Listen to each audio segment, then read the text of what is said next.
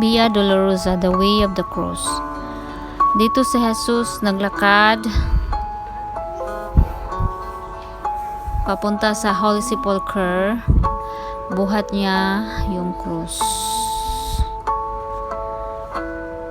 Christendom was secret route from Pilate's judgment hall of the Calvary Hill, Golgotha. The path through the narrow alleys of the old city of Jerusalem commemorates tortured Jesus bearing his cross. Along the road are 14 stations of the cross, 9 along the narrow streets, and 5 inside the Church of the Holy Sepulchre. The stations are inside the Church of the Holy Sepulchre. The stations are marked by chapels, churches, convents, and also stones and pillars. Dito talaga si Jesus naglalakad. Lucky ako kasi nakapunta ako dito, pero hindi ako happy dahil namatay siya dahil sa ating kasalanan. At salamat Panginoong Jesus, tinubos mo kami. At sorry namatay ka dahil sa aming mga kasalanan, Ginoong Jesucristo. Dito ang first station.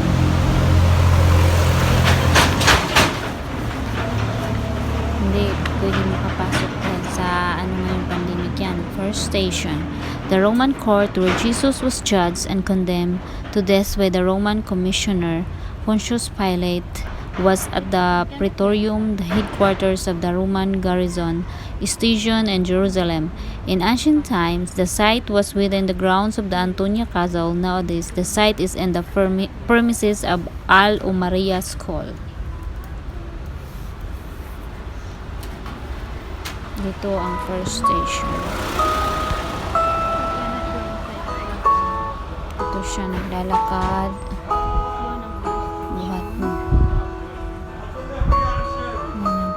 Buhat siya ng mabigat. 30 kilos daw yung cross. Grabe kabigat pero hindi siya nagre-reklamo. Hindi siya nagre-reklamo na sobrang bigat. The second station.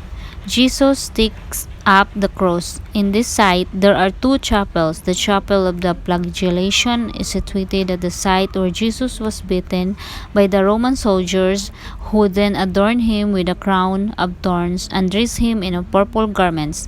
According to tradition, the chapel of condemnation is situated where Jesus was scourged and bound to the cross. Pilate took Jesus and scourged him. John 19. Then he handed him over to them to be crucified. John 19 verse 16.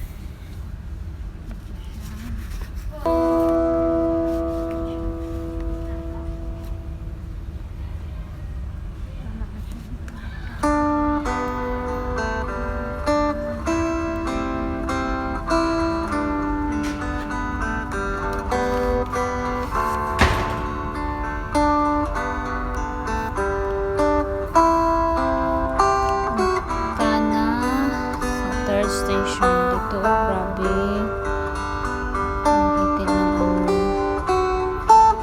tapos noon hindi pa to espalto.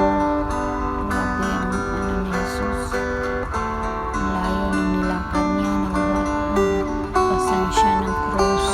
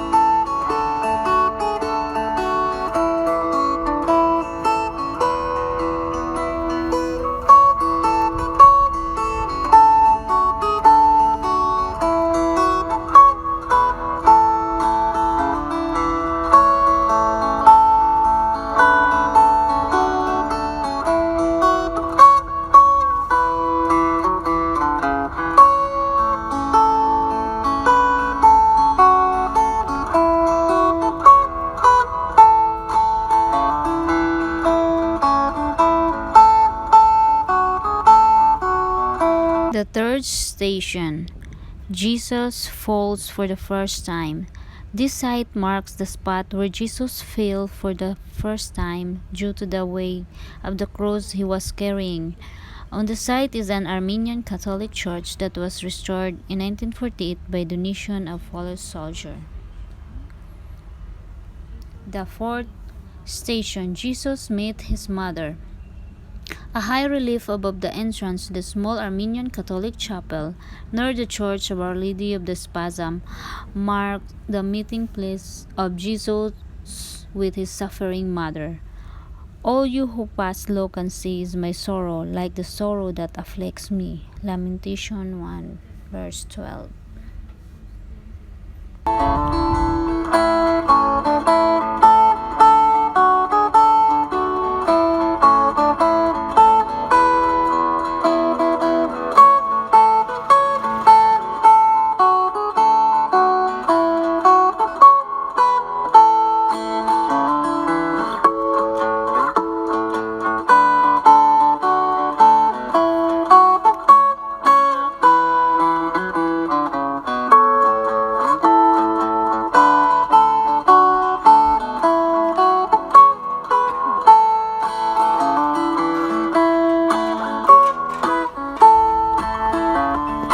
Fifth station, Simon of Cyrene helped Jesus to carry the cross. On the site is a Franciscan chapel known as a Simon of Cyrene, named after the man who was forced to assist Jesus to carry the cross. Next to the chapel entrance is an ancient stone with an indentation which, according to tradition, was formed when Jesus laid his hand on the stone when he walked through the street on his way to the Golgotha. Ano yung stone? Formed when Jesus laid his hand on the stone. Mao na ang gikuha ni Jesus. As they led him away, they seized a man, Simon of Cyrene, who was coming from the country, and they laid the cross on him and made him carry in behind Jesus. Luke 23, verse 26.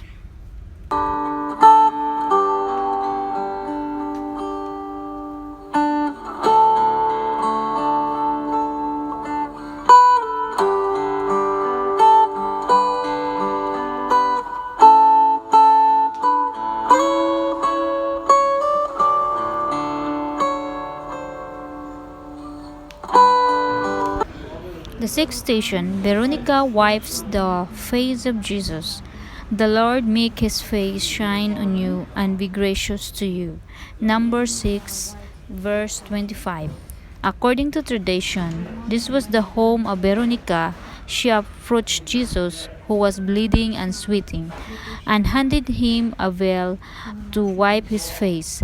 An image of Jesus in red was imprinted on the veil, returned to Veronica. This is the location of the Chapel of Saint Veronica.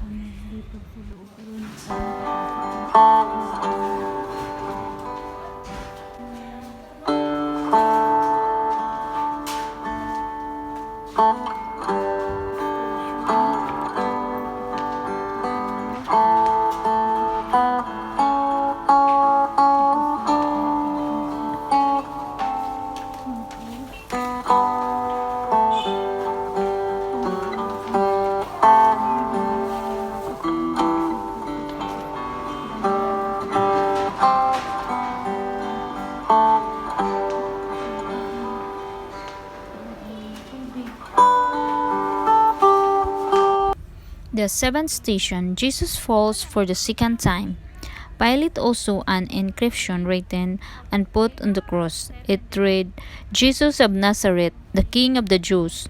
Many of the Jews read the inscription, because the place where Jesus was crucified was near the city. John 19, verse 19 to 20. The justice of the gate of the ancient wall on which the indictments of the condemned to death were published was located at this site. It was through the gate Jesus was taken out of the city to the hell of Golgotha. When he passed the threshold of the gate, the weight of the cross caused him to fall for a second time. A Roman pillar inside the Franciscan chapel marks the place.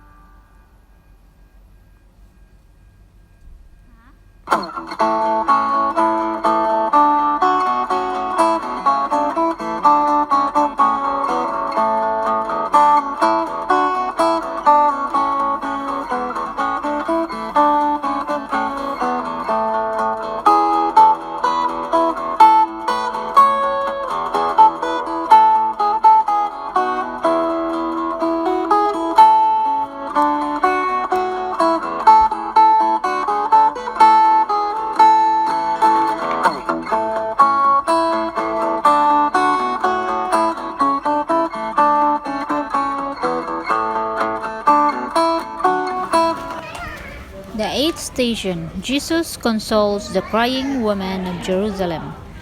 At this place, Jesus addressed the woman following him and lamenting his fate. A stone with a Latin cross on the wall of the Greek Orthodox monastery of St. Charalampos commemorates this scene. The inscription in Greek letters means Jesus Christ conquers. Aning nga cross nakasuwat. Jesus turned to them and said, Daughters of Jerusalem, do not weep for me, but weep for yourselves and for your children. For the days are surely coming, and when they will see, blessed are the barren, and the wombs that never bore, and the breasts that never nursed. Luke 23:28-29. The ninth station, Jesus falls for the third time, and going a little farther, he threw himself on the ground and prayed, My Father, if it is possible, let this cup pass from me, yet now what I want but what you want. Matthew 26 verse 39. The tenth station, Jesus stripped off his garments. When the soldier had crucified Jesus, they took his clothes and divided him into 4 parts, one for each soldier. They also took his tunic. Now the tunic was seamless, woven in one piece from the top. So they said to one another, Let us not tear it, but cast lots for it to see who will get it. John 19 verse 23-24. The 11th station, Jesus is nailed to the cross. Carrying the cross by himself, he went out to what is called the place of the skull, which in Hebrew is called Golgotha. There they crucified him, and with him 2 others, one on either side, and with Jesus between them. John 19 verse 17. The 13th station, Jesus is taken down from the cross. Joseph of Arimathea asked Pilate to let him take away the body of Jesus. Pilate gave him permission, so he came and removed his body. John 19 verse 13. Standing near the cross of Jesus was his mother. John 19 verse 25. The 14th station, Jesus laid in the tomb. Joseph took the body and wrapped it in a clean linen cloth and laid it in his own new tomb, which he had hewn in the rock. He then rolled a great stone to the door of the tomb. Matthew 27, verse 59-60. The tomb lies in the center of the Church of the Holy Sepulchre. It is divided into 2. The anteroom, known as the Chapel of the Angel, and the inner room where the tomb itself is located. There are 43 lamps that burn day and night in the burial chamber. The tomb is covered with marble, stabbed on top of which are the 3 reliefs illustrating the resurrection of Jesus 3 days after his death.